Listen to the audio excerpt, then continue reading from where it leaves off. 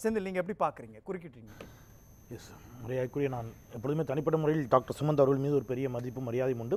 பலர் மீதும் அவர் விமர்சனம் வைத்திருக்கிறார். அவர் மற்றவர்கள் அவருக்கு ஒரு சாயம் பூசலாம். ஆனால் நான் அதை விரும்பலை. அவர் பாஜக மீதான சில விமர்சனம் பரவலையும் கூட வைத்தது உண்டு. ஆனால் இன்றைக்கு டாக்டர் சுமந்த் அவருடைய வாதம் ரொம்ப தட்டையாக இருந்துச்சு அப்படின்னு நான் ரொம்ப வருத்தத்தோடு பதிவு செய்கிறேன். திமுகவும் பாஜகவும் மோதிக்கொள்வதாலேயே அவர்களுக்குள் ஒரு உறவு இருக்கிறது. ஆமாம், காங்கிரஸுக்கும் பாஜகவுக்கும் உறவு இருக்குது. ஏன்னா காங்கிரஸும் பாஜகவும் மோதிக்கிறாங்க. திமுகவுக்கும் அதிமுகவுக்குமே உறவு இருக்குது. ஏன்னா திமுக அதிமுகவும் சண்டை போட்டுக்கிறாங்க. டாக்டர் சுமந்துக்கும் திமுகவுக்கும் ரகசிய உறவு இருக்குது. ஏன்னா டாக்டர் சுமந்த் திமுக கடுமையாக விமர்சிக்கிறார். ஏன்னா கடுமையாக விமர்சிக்கிறதுனாலே என்ன இருக்குது, உறவு இருக்குதுன்னு உங்களுக்கு வந்து என்ன அர்த்தம் கம்யூனிஸ்ட் கட்சிக்கும் பாஜகவுக்கும் உறவு இருக்குது. உங்களுக்கு இதெல்லாம் ஒரு புதிய கான்செப்ட், புதிய தியரி. என்ன அடிப்படைன்னு எனக்கு புரியலைங்க. அப்புறம் சசிகலா அவர்களுக்கும் எடப்பாடி பழனிசாமியும் ரகசிய கூட்டணி. ஏன்னா 2 பேரும் என்ன செஞ்சுக்கிறாங்க, சண்டை போட்டுக்கிறாங்க. அப்புறம் டிடிவி தினகரனுக்கும் அதிமுகவுக்கும் ரகசிய கூட்டணி. ஏன்னா அவங்களும் என்ன செஞ்சுக்கிறாங்க, சண்டை போட்டுக்கிறாங்க. பாமகவுக்கும் விசிகாவுக்கும் என்ன இருக்கு, ரகசிய கூட்டணி. ஏன்னா 2 பேரும் என்ன செஞ்சுக்கிறாங்க. இப்படி சொல்லலாமா? என்னங்க சொல்றதுக்கான இல்லங்க, லாஜிக் என்ன, லாஜிக் அதுல இருக்குது. நான் கேக்குறேன், ஒரு ஹேமந்த் சோரன் மட்டும் அரவிந்த் கெஜ்ரிவால் அரெஸ்ட் பண்ணிட்டாங்க. அதே மாதிரி கரெக்ட்டுங்க. தமிழ்நாட்டுக்குள்ள யாரு நடக்குது, ரைட்டுங்க. அதாவது 10 பெப்பாக்கெட்ட பிடிச்சிட்டீங்க, ஏன் நல்லவனை பிடிக்கலன்னு கேட்டா ஏங்க நீங்க கேரளால யார் அரெஸ்ட் பண்ணாங்க? கேரளால யாரையும் அரெஸ்ட் பண்ணிருக்காங்களா? சரி, காங்கிரஸ் கட்சியில எத்தனை பேர் அரெஸ்ட் பண்ணிருக்கு பாஜக? அதை சொல்லுங்க டாக்டர் சுமந்த. காங்கிரஸ் கட்சியுடைய முன்னாள் அமைச்சர்கள் எத்தனை பேர் மீது சார்ஜ் ஷீட் ஃபைல் பண்ண முடியும்? அப்ப காங்கிரஸுக்கும் பாஜகவுக்கும் ரகசிய உறவுன்னு சொல்ல வராரா? கேட்கலாமா? இல்ல, நான் முடிச்சுட்டு வந்துடுறேன். கம்யூனிஸ்ட் கட்சிக்கு இப்ப கேரளால கம்யூனிஸ்ட் ஆட்சி தானங்க. கம்யூனிஸ்ட் கட்சியில யார் அரெஸ்ட் பண்ணிருக்காங்க? நீங்க அரெஸ்ட் பண்ணாதான் வந்து என்ன இருக்கு? சரி, இப்ப செந்தில் பாலாஜி திமுக அமைச்சர் தானே. அவரை வந்து நெஞ்சு வலின்னு சொன்ன பிறகும் கைது பண்ணி நாங்க நம்ப மாட்டோம்னு எய்ம்ஸ்ல இருந்து மருத்துவர்கள் அனுப்பியது யாரு? இது எனக்கு புரியவே இல்லை அந்த வாதம். ஒரு பக்கம் ரைட். அடுத்தது அவர் ஒரு கேள்வி குறுக்கிட்டே இல்ல ப்ளீஸ், இல்ல நான் ரொம்ப நேரமா நானும் அவர் பேரை குறுக்கிட்டேன். நீங்க ஒரு சென்டென்ஸ் சொல்லுங்க டாக்டர். பினராயி விஜயன் மீது, முதலமைச்சர் மீது ஒரு கோல்டு ஸ்மக்லிங் கேஸ்ல அவருடைய பர்சனல் செக்ரட்டரியை அரெஸ்ட் பண்ணாங்க. இல்ல, நான் அவர் என்ன கேட்டாரு, அமைச்சர்கள் அரவிந்த் சொன்ன எல்லாம் முதலமைச்சர்கள் சொன்னாரு. அரவிந்த் கெஜ்ரிவால் சொல்லிட்டு வந்தாரு. அவர் ஆசைப்படுறாரு அரவிந்த் கெஜ்ரிவால் மாதிரி இங்க ஒருவேளை அப்படி நடக்கணுமான்னு ஆசைப்படுறாரு, எனக்கு தெரியல. நான் என்ன கேட்டேன், அப்படி இல்ல, நீங்க 2 பிராக்டிக்கலா. இப்ப அதிமுக வழக்கை பத்தி கேட்டாரு. அவர் நிச்சயமா வெல் சவுண்ட் நாலேஜ் எனக்கு தெரியும், அவருக்கும் தெரிஞ்சிருக்கும். அவர் மறந்துட்டாரா மறைச்சிட்டாரான்னு தெரியல. ராஜேந்திர பாலாஜி விவகாரத்துல ஆனரபிள் சுப்ரீம் கோர்ட் இப்ப 4 நாளைக்கு முன்னாடி என்ன சார் சொல்லிச்சு? யார்கிட்ட கேள்வி கேட்ட ஆளுநர் ஒப்புதல் தர மறுக்கிறார். இப்ப ரகசிய உறவு யாருக்கும்? ஏன் ஆளுநர் பாதுகாக்கிறார் அஇஅதிமுக அமைச்சர்களை? குட்கா வழக்கு என்னாச்சு? ஏன் ஆர்கே நகர் இடைத்தேர்தல் ஒட்டி போடப்பட்ட வழக்கு என்னாச்சு? இரட்டை இலைக்கு லஞ்சம் கொடுக்க முயன்றதாக வழக்கு டிடிவி தினகரன் கைது செய்யப்பட்டு திகார் சிறையில் அடைக்கப்பட்டிருந்தார். அந்த வழக்கு என்னாச்சு? யாருக்கும் ரகசிய உறவு இருக்குதுங்க? அதிமுகவுக்கும் பாஜகவுக்குமா, பாஜகவுக்கும் திமுகவுக்குமா? ஒரு குறைந்தபட்ச லாஜிக் கூட என்ன செய்யணும், நம்ம வந்து ஒரு வாதங்களை வைக்கணும். 2G வழக்கு என்னாச்சுங்கிறார், 5G வழக்கு என்னாச்சு? அண்ணாமலை சொன்னதெல்லாம் பொய்யா அப்படின்னு டாக்டர் சுமந்த் கோபப்படுகிறார், சீற்றம் கொள்கிறார். மதிக்கிறேன். அண்ணாமலை தானே சொன்னார். என்ன திருவண்ணாமலை யாராவது சொல்லிட்டார், ஆண்டவரா சொல்லிட்டார், சிஏஜி சொல்லிச்சு சார் 7.5 லட்சம் கோடின்னு பாஜக மீது யார் நடவடிக்கை எடுத்தீங்க? ஒரு ரோடு போடுறதுக்கு 18 கோடி ரூபாய் அலர்ட் பண்ண தொகை 250 கோடி ரூபாய்க்கு ரோடு போட்டுச்சு ஒன்றிய அரசு. சொன்னது சிஏஜி. சரி, எத்தனை பேர் கேட்டீங்க? எத்தனை வழக்கு போட்டீங்க? இப்ப அமைச்சர் தங்கம் தென்னரசு சொல்லக்கூடிய புள்ளிக்கு வந்தோம்னா, அதிமுக கூட்டல் கழித்தல் கணக்குகளை எங்கிருந்தோ சிலர் போடுறாங்கன்னு சொல்றாரு இல்லையா? அது அவங்களுடைய உட்கட்சி பிரச்சனை. எதிர்கட்சி தலைவர் ரொம்ப கடுமையாக விமர்சிக்கிறாரு. எங்க கட்சி பிரச்சனையை நாங்க பாத்துக்கிறோம், நீங்க தலையிடாதீங்க, பட்ஜெட் கணக்கை மட்டும் நீங்க போடுங்கன்னு சொல்றாரு இல்லையா? 2 பேர் சொல்றதும் நல்ல வாதம் தான். 2 பேர் வாதத்தையும் நான் ரசிக்கிறேன். எதிர்க்கட்சி தலைவராக எடப்பாடி பழனிசாமி அவர்கள் சொல்ற வாதத்தையும் நான் ரசிக்கிறேன். ஏன்னா அவர் ஒரு எதிர்க்கட்சி தலைவர், ஆளுங்கட்சியை இடித்துரைக்க வேண்டும், சுட்டிக்காட்ட வேண்டும். தமிழ்நாடு சண்டைங்கிறது அஇஅதிமுக திமுகவாகத்தான் இருக்க வேண்டும் என்பது என்னை போன்றவருடைய விருப்பம். இவர் அங்க கேள்வி கேட்கிறார். இவருமே என்ன சொல்லி கேள்வி கேட்டார், ரொம்ப கவனமாக கவனிச்சிங்கன்னா, அதிமுக உயிர்ப்போடு இருக்கணும், எந்த இடத்திலும் அது என்ன ஆயிடக்கூடாது, அது பலவீனப்பட்டு அந்த இடத்துக்கு பாஜக வந்துடக்கூடாதுங்கிற உட்பொருள் தான் தங்கம் தென்னரசு அந்த வாதத்தை வச்சாரு. இவர் என்ன சொல்றாரு, அந்த கவலையை நாங்கப்படாதீங்க, நாங்க பாத்துக்கிறேன்னு சொல்றாரு. ஆனா தங்கம் தென்னரசு ஏன் சொல்ல வேண்டிய இடத்துக்கு தள்ளப்பட்டாரு நீங்க கொஞ்சம் யோசிங்க சார். யார் சார் சொன்னா? திமுக சார் சொல்லிச்சு. மரியாதைக்குரிய மறைந்த முதலமைச்சர் அம்மையார் ஜெயலலிதா அவர்கள் மரணம் அடைகிறார், பிரச்சனை வருது. ஓபிஎஸ் போய் அம்மையாருடைய நினைவிடத்துல தியானம் இருக்கிறார். தியானம் இருக்க சொன்னது யாரு? திமுக சொல்லிச்சா? குருமூர்த்தி சொன்னார். குருமூர்த்தி தான் அதே சொல்றாரு. நான் சொல்லித்தான் போய் உட்கார்ந்தார், நான் தான் சொன்னேன், நான் தான் இயக்குனேன். ஒரு ஆளுநர் வந்து 2 பேரையும் ஓபிஎஸ்சியும் இபிஎஸ்சியும் பிடிச்சி கை சேர்த்து வச்சது யாரு? திமுகவை செஞ்சது, பாஜக தானே செஞ்சது. ஒரு ஆளுநர் பதவி பிரமாணமே செய்து வைக்காமல், சசிகலாவிற்கு செய்து வைக்காமல் சட்டத்திற்கு முரணாக வந்து மும்பைக்கு ஓடினார யார் பண்ணா? இதெல்லாம் எங்க நடந்துச்சு? இப்பவும் நான் பேர் சொல்ல விரும்பல. இதே ஊடகவாதம் உட்பட பல ஊடகவாதங்கள்ல நான் மதிக்கக்கூடிய ஒரு சகோதரர் நாங்கள்லாம் சேர்ந்து தான் இன்க்ளூடிங் தமிழிசைக்கும் இதில் பங்கு இருக்குது, வெளிப்படையா தமிழிசைக்கும் பங்கு இருக்கிறது. யாரை கொண்டு வர விடாமல் போனதில்ல, சசிகலாவை கொண்டு வர விடாமல் போனதில் தமிழிசைக்கு பங்கு இருக்கிறது அப்படின்னு என் பேரே சொல்லியே சொல்கிறேன். நான் பெரிதும் மதிக்கக்கூடிய அண்ணன் டாக்டர் நம்ம ரவீந்திரன் துரைசாமி அவர்கள் இதே விவாதத்தில் பல இடத்துல சொல்லியிருக்கிறாரு. யாரு இன்னைக்கு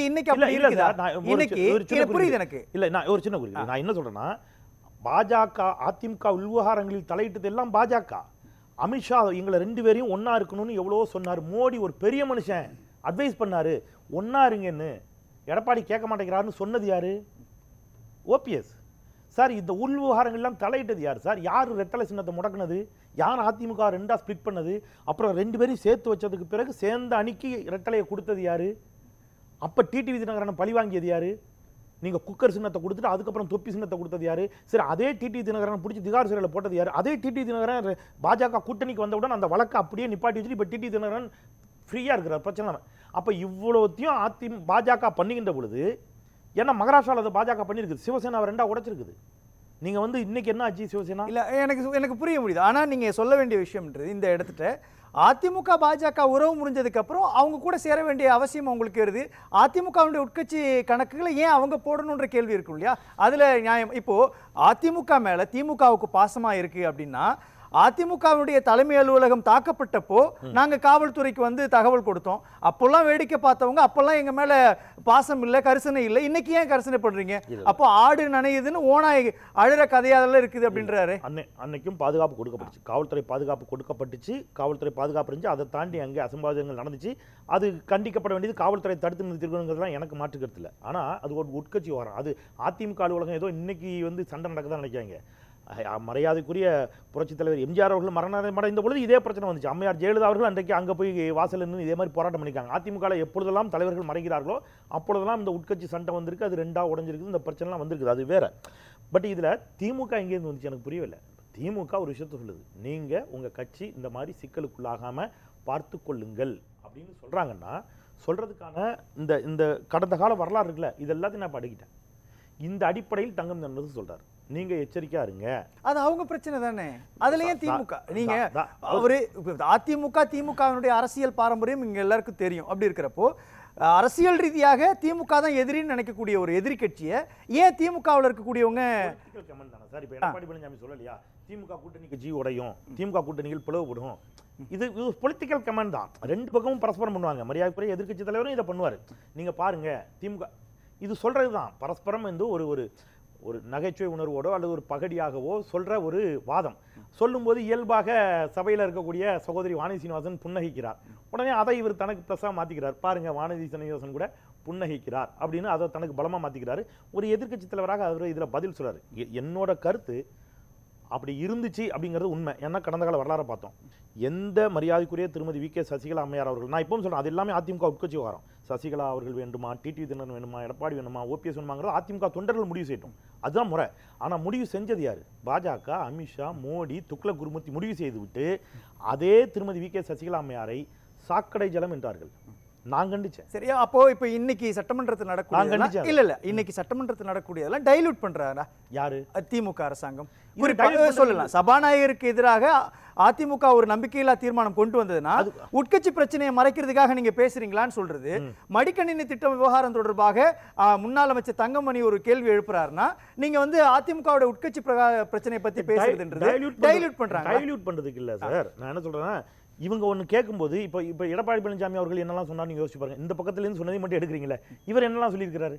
இவர் திமுக மீது கடுமையான குற்றச்சாட்டுகளை தான் வைப்பார். நீங்கள் உங்கள் கூட்டணி பிரச்சனை மறைக்கிறதுக்கு, நீங்கள் உங்களுடைய நிர்வாக தோல்வியை மறைப்பதற்கு, இப்படி தானே இவர் பேசுகிறாரு. இது பரஸ்பரம் அப்படி தானே பேசிப்பாங்க. திமுக அதிமுக அப்படி தான் பேசும், அதிமுக திமுக அப்படி தான் பேசும்.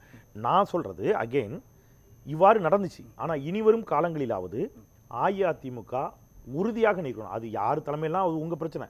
ஆனால் எந்த இடத்திலும் பாஜகவிற்கு ஒரு திராவிட இயக்கம் ஈல்டாயிடக்கூடாது. பாஜகவினுடைய சதி வேலைகளுக்கு, சதி வலைக்கு அது இரையாகி விடக்கூடாது. நீங்க நில்லுங்க, நீங்க திமுக அப்போஸ் பண்ணுங்க. அந்த புள்ளியில தான் சுமந்த் சொல்றாரு. இன்னைக்கு திமுகவும் மறைமுகமாக தட்டையான வாதங்கிற அதுக்கு என்ன தரவு இருக்குங்கிற எனக்கு தரவுகள் இப்ப நான் இவ்வளவு தரவுகள் சொன்னல ஒரு டாட் இல்ல கடந்த காலங்கள்ல அப்படின்ற ஒரு விஷயத்தை அதிமுகவுடைய தலைவர்கள் சொல்றாங்க. சார் கடந்த காலங்கள் எப்போன்னு சொல்லுங்க. கடந்த காலங்கள்னா மொட்டையா சொல்லுங்க. வாஜ்பாய் கூட கூட்டணி வச்சீங்கன்ற மேடையில நான் அதிமுகவினுடைய தலைவர்கள் இன்னைக்கு சொல்றது, அதிமுகவுடைய தலைவர் சொல்றது, நீங்க கூட்டணி கூட்டணி வைக்கிறப்போ பிரச்சனை இல்ல, நாங்க கூட்டணி வச்சா பிரச்சனையா? கூட்டணி கூட இங்க பிரச்சனை இல்லை சார். நான் திருப்பி சொல்றேன், அது உங்க பிரச்சனை. பல மேடைகளை நான் சொல்லிட்டேன், இதே கேள்வி நேரம் அரங்களையும் சொல்லியிருக்கிறேன்.